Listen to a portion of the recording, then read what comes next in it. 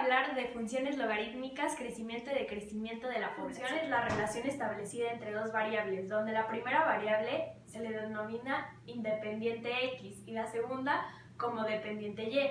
La mejor representación de esta relación es la siguiente. Y es igual a f de X. Esto es porque a cada valor de X le corresponde un valor de Y esta es la dependencia de X y Y. Las funciones se pueden determinar a partir de una gráfica, su expresión analítica o por una tabla de valores. El dominio es el conjunto de números reales para los que existe siempre y cuando sea una función real de variables reales. Dominio de f es igual a X, que pertenece a los números reales, tal que es una función de X. Listo. En nuestro caso de crecimiento y decrecimiento de la población, el dominio y el rango siempre van a ser números positivos, mayor o igual a 0, porque la población nunca es negativa. El rango es el conjunto de números reales que salen a calcular la imagen de todos los valores del dominio. Una función exponencial es una función de la forma en la que el argumento x se presenta como un exponente, se llama exponencial, y un número positivo elevado a una variable x. Que f es estrictamente creciente en un intervalo de a b. Si para todos los pares de valores x1 y x2 de dicho intervalo se verifica que f de x2 es mayor que f de x1. Y por el otro lado, diremos que la f es estrictamente decreciente en un intervalo AB si para todos los pares de valores x1 y x2 de dicho intervalo se verifica que fx2 es menor a fx1. Una función es constante entre a y b si para cualquier par de puntos x1 y x2 del intervalo tales que x1 es menor a x2. Se cumple que f de x1 es igual a f de x2, es decir, es constante en a y b.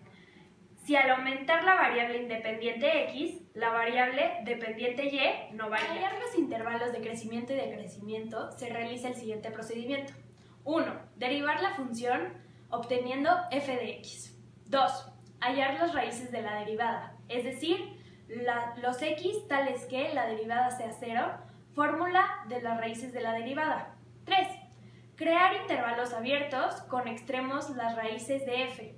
Por ejemplo, si una función es definida en todos los números reales, es decir, en menos infinito a infinito, y tiene como raíces el 1 y el 3, entonces los intervalos a estudiar más serían menos infinito a 1, 1 a 3 y 3 a infinito.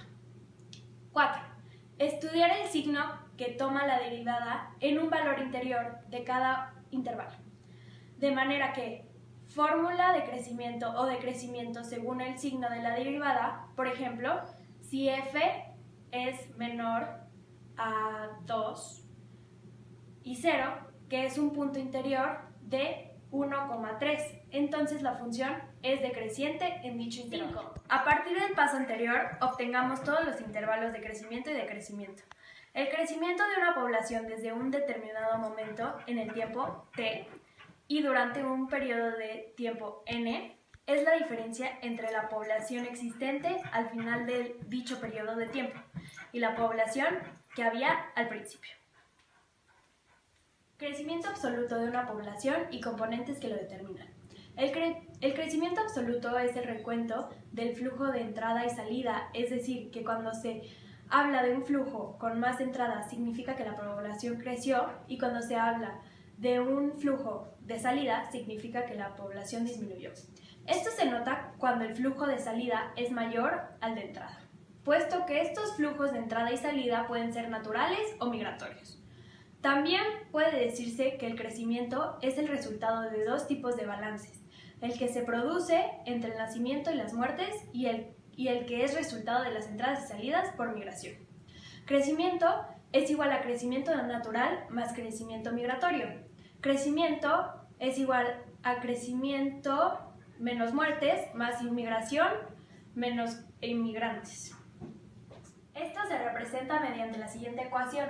Delta de población es igual a nacimientos menos muertes más inmigraciones menos emigraciones. Para calcular el crecimiento y decrecimiento de una población, se utiliza la siguiente ecuación general.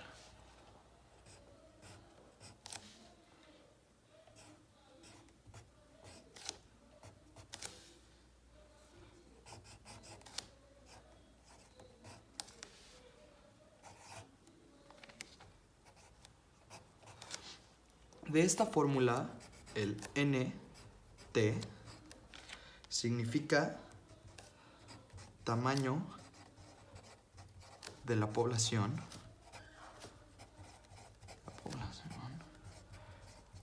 al momento.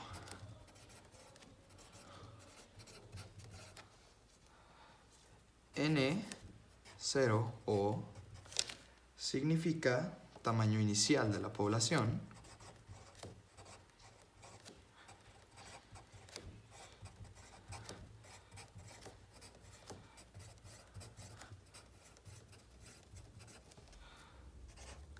La E se refiere a la base de logaritmos neperianos, que normalmente toma el valor de 2.7182, etc.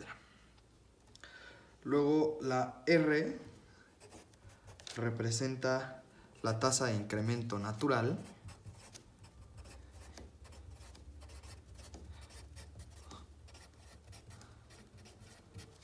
Y la T, el tiempo. Ahora, teniendo esto en cuenta, pasamos a un ejemplo de cómo llevaríamos a cabo las funciones para esto. Con datos que obtuvimos del INDEC, el Consenso Nacional de Población, de 1869 al 2015, vamos a hacer un ejemplo. En 1869 habían 1.830.214 habitantes. En 1960 habían 20.013.793 habitantes. En el 2001 habían 36.223.947 habitantes.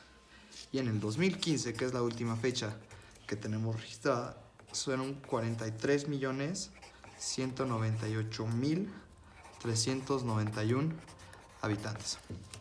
Aquí ya tenemos nuestra población inicial, que es la de 1869, y tenemos nuestra población actual, que es la del 2015, que son 43.198.391 habitantes.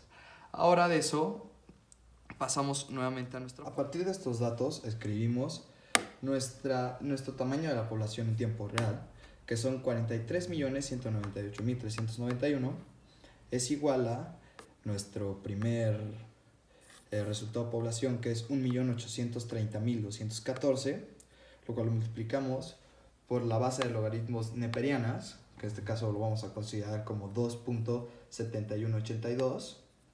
Eso va a estar elevado a nuestra tasa de crecimiento natural, que por el momento es de 1.607.945, y eso por el tiempo que transcurrido, que es por año, entonces es 1.